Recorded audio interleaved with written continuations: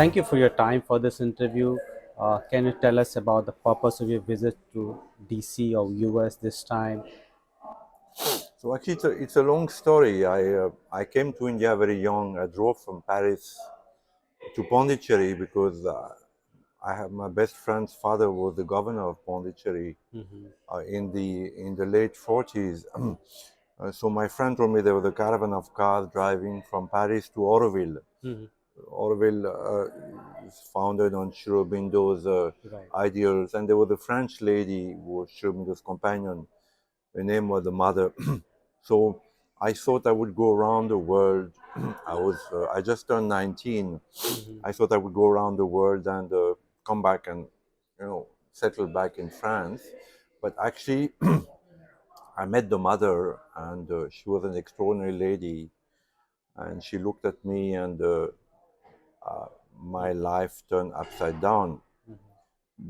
Then I started reading Sri Aurobindo, and I discovered that there was a very ancient knowledge in India that answers even today many of the questions that everybody is asking at some point in one's life. Uh, who am I?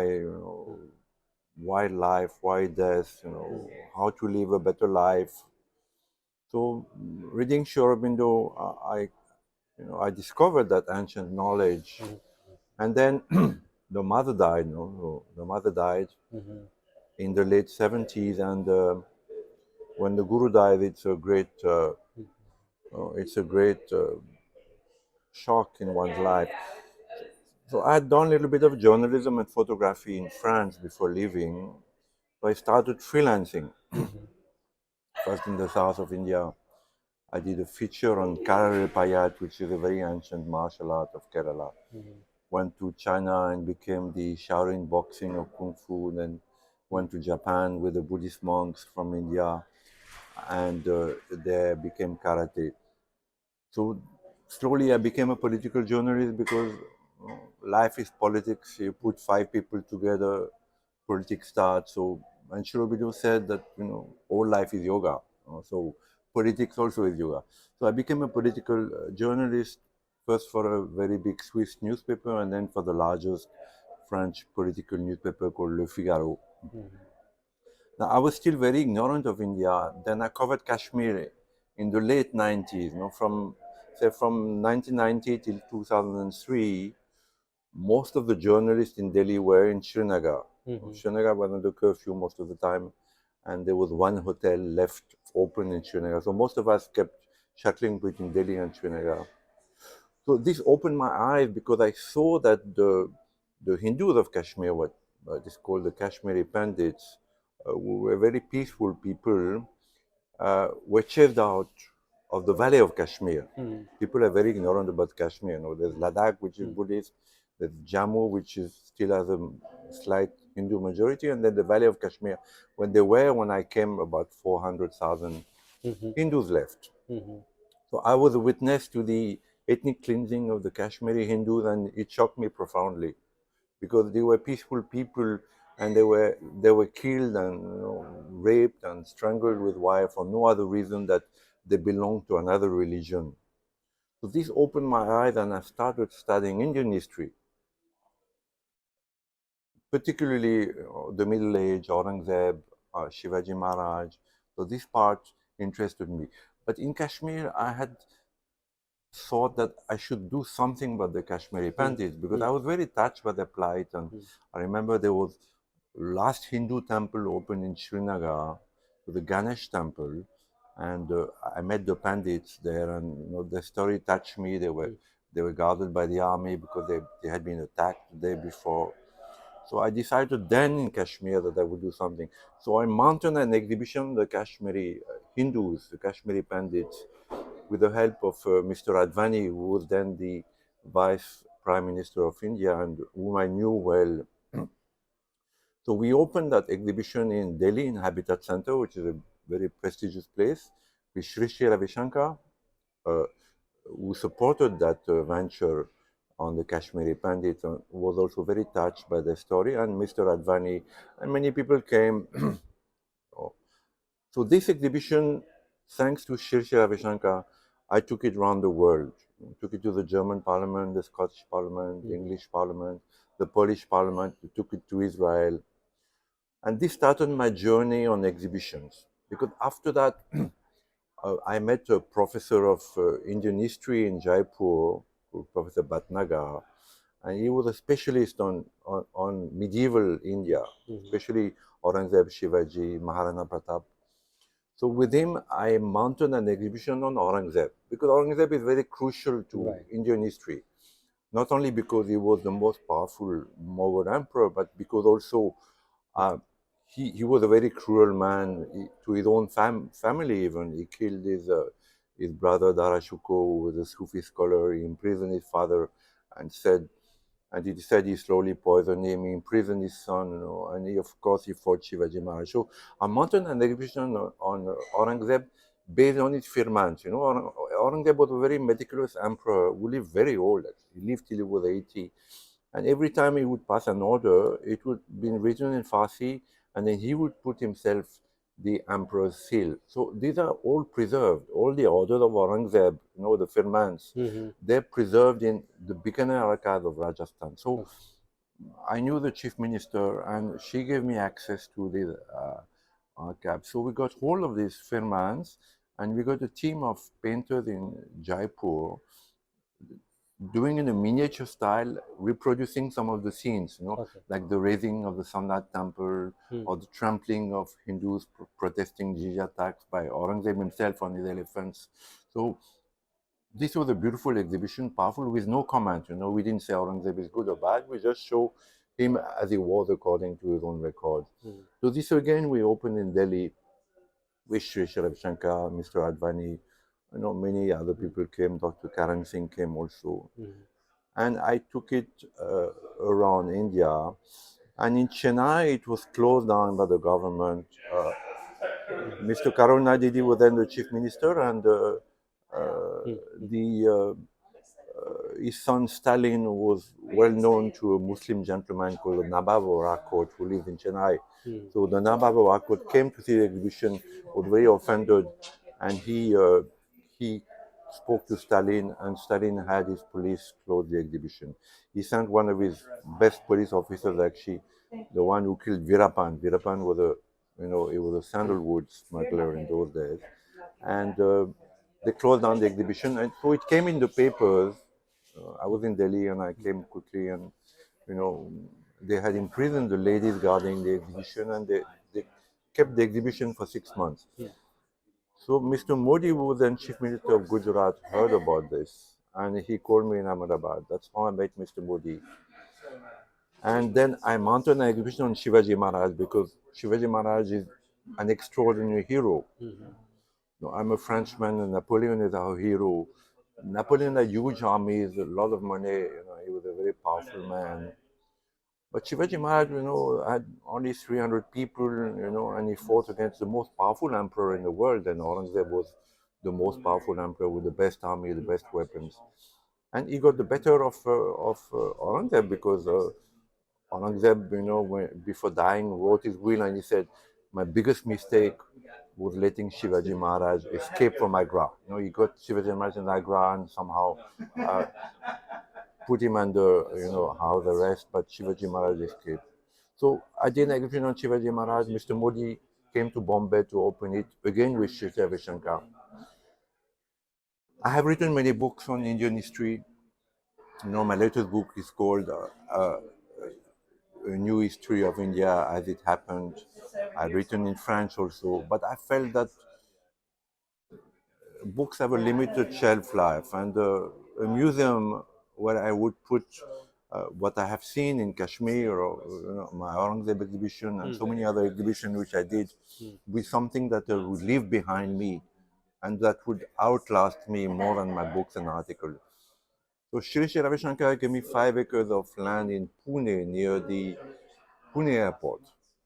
If you know Pune, it's about 12 minutes from the airport, beyond Loegan village.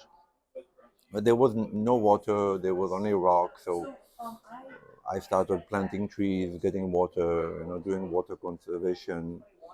And then I built a temple because I'm a disciple of Sri Aurobindo, and he was always devoted to Mother India. So I started by building a small temple dedicated to Bhavani Bharti, which is there now. We have a 24-hour, we have a permanent pandit with our artis and pujas, and inaugurates the exhibition. And then slowly, because it's a Seva museum, my wife, she's not here, she could not come. She's a textile designer. I continue working as a journalist and a writer.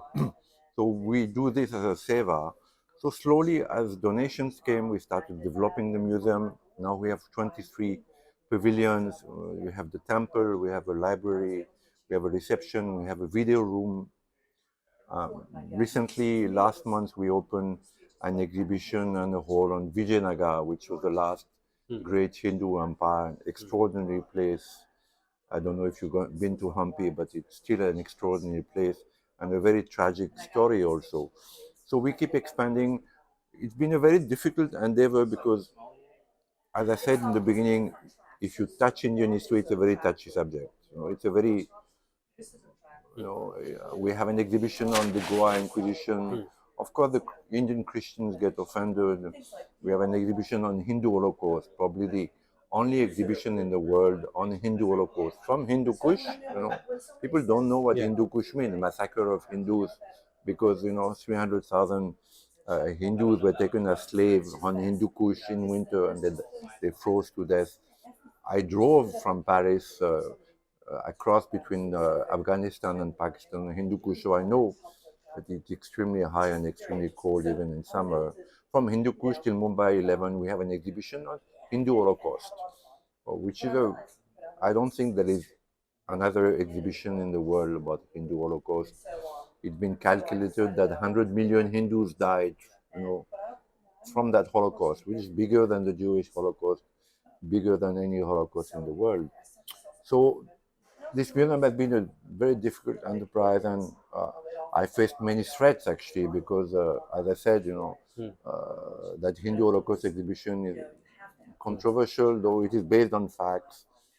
So when the Dalai Lama came, because I'm very fond of the Dalai Lama, and we have an exhibition on the Tibetan also, Buddhism, and also on the Tibetan genocide at the hand of the Chinese. He came to the museum, and he's a highly protected man. So when the police came, for the first people who came to before his visit, they were, they were CID gentlemen, police people, and they objected to the Hindu Holocaust exhibition. So the DIG police of Pune told us that you'll go to jail if you keep that exhibition. We had to remove the exhibition before the Dalai Lama came, and then I put it back afterwards. Um, it's Indian history is really touched. Now in Maharashtra, there are most Marathis are followers of Shivaji Maharaj, most of them. The Brahmins are the holders of the knowledge of Shivaji Maharaj. They've written the books, they hold that knowledge of Shivaji Maharaj. Now, there are many followers of Shivaji Maharaj who are converted, who are Dalits.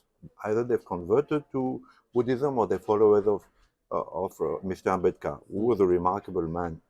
So, in the beginning, I got threats from these Dalits followers of Shivaji Maharaj who said, don't put anything about Mother India, don't put anything about the Vedas, or, we will tackle you. So there were even articles in DNA, which is a major Bombay newspaper, objecting to this museum. So what I did, I did a small shrine with a statue of Buddha and with a photo of Mr. Ambedkar. Right. Because I'm a non-Hindu, non-Indian, outside caste, so I believe that Shivaji Maharaj was Sri Aurobindo called him a Vibhuti. He was a man who, because of Shivaji Maharaj, India, from Bombay to Kanyakumari, the culture, the people are better preserved. I keep shuttling between Delhi and Pune and Pondicherry. I still have my base in Auroville, and I see that the culture in the south is better preserved because of Shivaji Maharaj, because of this man alone with 300 people, extraordinary person, who fought the most powerful man in the world. So this museum has been very difficult. Also, it's a Seva museum. We entirely depend on donations.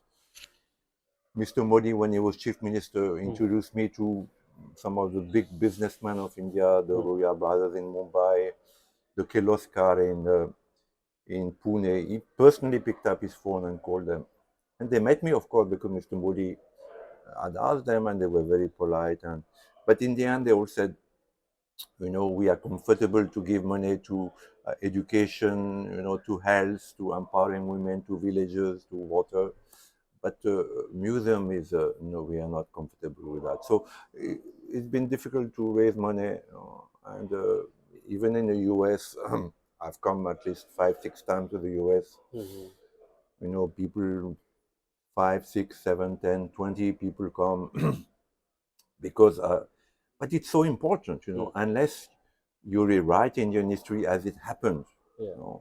Uh, Indian children are not proud of their own history. As a Frenchman, I'm brought up in the glory of my poets, my warriors, Charlemagne, of the writers, of the heroines. But in India, children don't know anything about Shivaji Maharaj. When I printed because the Aurangzeb exhibition and Shivaji Maharaj exhibition, when I printed them in the south, and people in Tamil Nadu saw that it was Shivaji the actor. They didn't know about Shivaji Maharaj. Maharana Pratap was an extraordinary man who fought Akbar. Akbar wanted to make fun of him. Nobody knows him outside Delhi and Rajasthan. So unless the curriculum is changed in Indian history books, and Indian children are brought up, from kindergarten till university, in their poets, Kalidasa, one of the greatest poets in the world is Kalidasa, even translated from Sanskrit to English, his poetry is as good as Homer, as good as Shakespeare. Maharana Pratap, there are so many heroines in India that people don't know. People know Rani of Jhansi because she fought, the British, but there's Rani Chennamma in Karnataka, there's Rani Akabat who fought the Portuguese, there's Rani Durgavati who fought the Mughal. There are so many. Aliabai Holkar. So So moving from Shivaji to the contemporary era, Modi's era, 10 years, how do you see positioning of Hindus in globally or even in India as well? the Hindus are a majority still in India, and in the world, I think there are 1.3 billion in the world. So actually, it's a huge. It's the third biggest religion in the world, and they're very peaceful people. Wherever they go, they don't riot. They pay their taxes. Their children top in schools. They're good. They export themselves, and integrate very well, contrary to many other, cultures and religions. But they have a mentality of a minority. That is the biggest problem. Is that even in India, though they're still the majority, they have the mentality of a minority. There's a lack of the. Shivaji Maharaj. I honor him because his courage was extraordinary. That courage with that intelligence, is unmatched. But Hindus have been so much persecuted. They have been so brutally, invaded and killed and raped, and that there's a fear mentality in Hindus today. Can you give us some instances or easy to understand example which reflects that Hindus in majority India still have a fear of or psyche of a minority? Well, you see the temples, I mean, the temples are still taken over by the government. One of my first features also was the Ayappa festival in Kerala, which is an extraordinary religious, probably one of the biggest religious gatherings in the world. And uh, I have seen, because I have below, people give, like in Tirupati, they give tons of money, gold and, rupees and, and silver, So it all goes below the Ayappa temple, and there's like a conveyor belt, like at airport, and all the money comes. And this the Kerala government takes, and no Hindu objects to it. No Hindu objects to it. In Kashmir, I mean, after all, there were 350,000 Hindus in Kashmir, and men, but they fled without firing a single shot. And I mean, when I say that, the Kashmiri Hindus get offended, but it's the truth. If you are persecuted, some people will rise, some people will fight, even if it's a losing battle. If my people are persecuted, I will fight. If my wife is going to be raped, I will fight. Even if I die, I will fight. So this fighting spirit, which is so alive in Indian history, whether it is Shivaji Maharaj, Maharana Pratap, or the heroines So of that India. is not there now. No, no. So as a result, Hindus get a very bad deal. In the US, you see that first they're very disunited, so there is no lobby. The Muslim have a powerful lobby. When I traveled from Paris uh, Pondicherry, my best friend was a French Muslim. So everywhere we would say salam alaikum. In Iran, in Turkey, in Afghanistan, Pakistan, people will open the doors. If you say Om Namah Shiva to anybody, any Hindu, they will look as if you're mad. So there is no brotherhood amongst Hindus. Also, that is a big problem, and there's a lot of disunity. So as a result, Hindus today still get a bad deal, even under this present government. After all, Hindus elected Mr. Modi. I mean, there may be 1 or 2% of either Muslims or Christians who voted for him. 1% maybe of the Muslim and Christians of India voted for him. So the Hindus, from the Dalits to the Brahmin, elected him. So as a majority, as a peaceful majority, as a tolerant majority, because Hindus are the most tolerant people in the world. They believe that God is one, but he manifests under different names at different times. So it can be Mohammed, it can be Jesus Christ, it can be Buddha, it can be Zarathustra. No other religion in the world has this understanding. My wife is a Yeah. my wife is a Hindu. My family is a very profound Catholic family. My father was a devout Catholic. So when I took my wife to France the first time, he took her to the church. She had no problem. She had no problem. But the reverse is not true. It's a one-way traffic. Hindus are tolerant. They will go to a mosque. They'll go to a church. They'll go to a gurdwara. But a Christian will be told by the priest that it's a sin to go to a temple. It's a sin to put a putu. It's a sin to do a puja. So it's a one-way traffic. But So in the West, the image that the media here or the mainstream media gives that uh, there's emergence of fanatic Hindu, fundamentalist Hindu, hardcore Hindus where the minorities are not But safe. that's a stupidity, because the Hindus are as I said, they're the Yeah. most tolerant people in the world. And even today, you know, we see it, with Mr. Modi, that he reaches out to everybody, the Muslims, the Christians, the Westerners. So whoever says that, So Hindus are why there the is different Hindu image? fundamentalism is absolutely untruth.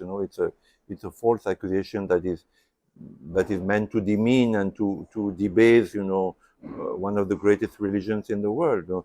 And this is why I'm doing that museum. It's a museum that shows the Dharma. What is Dharma? What is the truth? What is the true history? So, and I come to the US because we really need money. It's a Seva museum. Entrance is free. We don't charge anything, and a lot of school children who are coming now. So I need money to continue. Every month I have, $3,000 of salaries, because we have a big staff in the museum now. So I need to raise that money. So we have in the US a foundation called Fact USA, Mhm. which has got 501c, which has got tax exemption, and we've registered with the American government. So the donations, go through that Fact USA organization, and then they send to the museum in India, where we also have Indian tax exemption, and then they're used for the museum, because I keep developing the museum. I keep adding pavilions. Now we have 23 pavilions. Now I'm planning to do another pavilion on Vedic mathematics, and another. So I keep adding. Wonderful. Yes. So tell me about how has the Hindus in India has evolved or changed under Prime Minister Modi? Because as you said, Yeah. he's So there the is a Hindu leader. change. Yeah, you're right. There is a big change. It is perceived in social media more than anything. If you on Twitter or Facebook, on Instagram, you see that there's a nationalism which is building up in India. And people are becoming a little more proud to be Indians and Hindus. So Mr. Modi brought that change, and I think we should all be very grateful to him. I would like to see it more in the US, because Story, and when you were doing the research, you talked about Somnath Mandir, Kashmir. Did you also came across any evidences from Aurangzeb period or his Farman about Ayodhya? Yes, of course, of course, of course. You know, we have covered. We are trying to cover the entire Indian history, including Ayodhya Mhm. and Babur's. There are many records that show that the mosque that was built, and I was there, and I actually when the raising of the Babri Masjid happened, I was there. So that, but there are many British records to show that actually British archaeologists found Yeah. below the mosque, the remains of a very ancient Hindu temple, Mhm. several temples actually. So yes, we cover that also in the museum, and the Somnath temple. Yeah. Actually, we have a painting on the Somnath temple, the raising of the Somnath temple by Aurangzeb. Mhm. This is what offended this Nawab of Arcot and made him call Stalin to close the exhibition. Mhm. So actually, the exhibition was closed. Some of the paintings were smashed, by the police, Mhm. and I couldn't get it back for 6 months. The police kept the exhibition for 6 months. Then I got it back. Those days it was in glass, the framing. So some of the paintings were damaged. I got it repaired, reframed it. Then I sent it to Pune, and I kept it. And when the museum opened, we put it back. So many people have told me, "Oh, why do you want to talk about Aurangzeb? Why do you want to recap the past? Why do you want to, you know, uh, provoke communal disharmony?" But I feel that unless the people look at their own history, as it happened, Mhm. like the French, for instance, they collaborated with the Nazis during the Second World War, and many of the French Jews, were denounced by French people and sent to German concentration camps and died. Mhm. So the French are looking at it, I mean, after the war, nobody wanted to talk about it, but now they look at it, that it's a very shameful part of French history, but they're looking at it. The colonization of North Africa by France was very brutal also. I mean, in those days it was deemed normal. So but the French are looking at it. So unless India looks at its own history, the good and the bad, Mhm. you know, period like what Aurangzeb did. Aurangzeb is still, a hero to many people, many historians in the world, whether it is Romila Thapar in India or Audrey Trushke in the US. They say Aurangzeb was a very, he was a very good emperor. Actually, he was not so bad with Hindus, but but if you look at the facts, at Aurangzeb's own record, he was an extremely cruel man, to his own family. He beheaded his brother, and, So what are and he the killed, he killed, and I mean, thousands of Hindus and razed thousands of temples, including the most sacred temple like Somnath or the Benares. so in that context, I wanted to follow up on what you said. Hindus should attack. Does it mean that uh, arms struggle, or this is some other meaning to attack? Means counter-attacking, philosophical, ideological ways.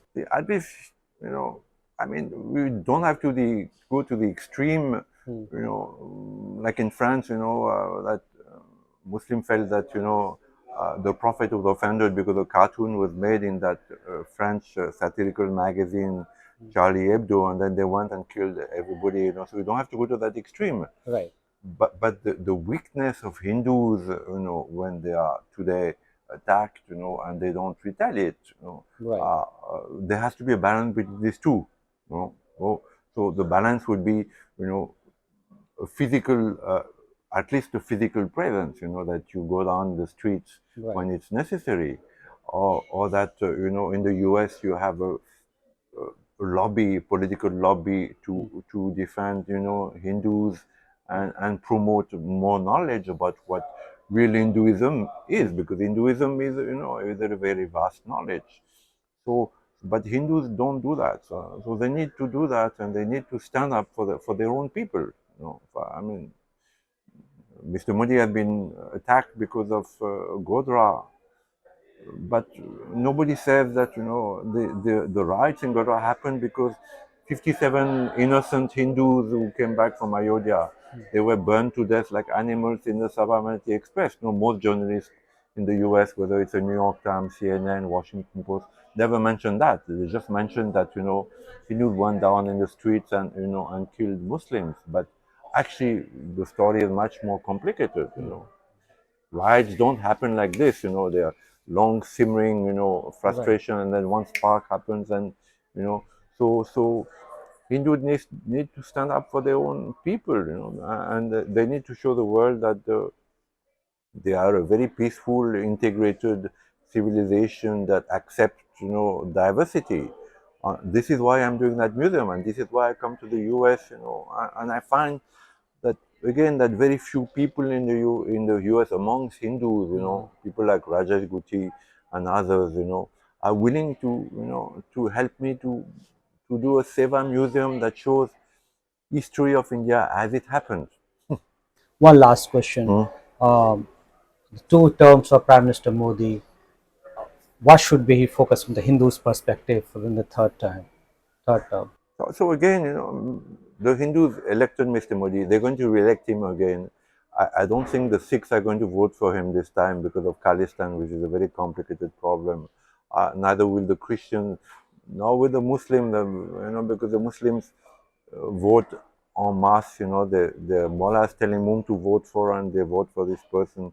So Mr. Modi is going to be re-elected by the Hindus.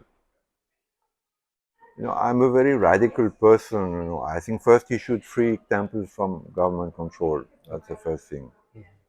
And the second thing, okay, we don't want a Hindu Rashtra, but Hindus have to be acknowledged as the majority of India. So there has to be more of a, Hinduness in governance. Recently, there has been move about changing the name of India to Bharat. There's some controversy about it as well. What do you mean? Renaming, it's using the term Bharat more popular Yeah. than India. What's your thought on? Oh, this is good. No. Mr. Modi keeps surprising us. One thing that he's getting into the mainstream, and but that G20 was great. He put India on the world map, and Mr. Modi was not ashamed to, to have Bharat, the ancient name of India, in front of him, and to speak in Hindi. I think his English is quite good, actually. He talks to me in English, and he's quite good. So yes, Mr. Modi is doing the right thing, and I think India should go back to some of its roots, Hindu roots. So Bharat is the ancient name of India, and yes, India should be called Bharat. People have objected, Western journalists objected, but Sri Lanka was called Ceylon, Burma is become Myanmar. So there's nothing wrong with that, and I think Mr. Modi is doing great things.